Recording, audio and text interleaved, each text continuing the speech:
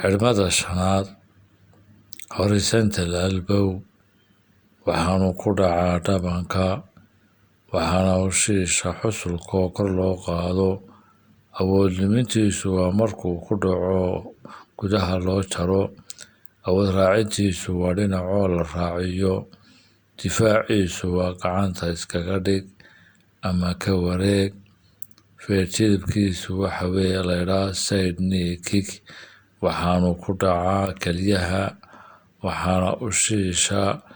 jilibka oo kor loo qaado awood lumintiisu waa markuu ku dhaco kasoo goo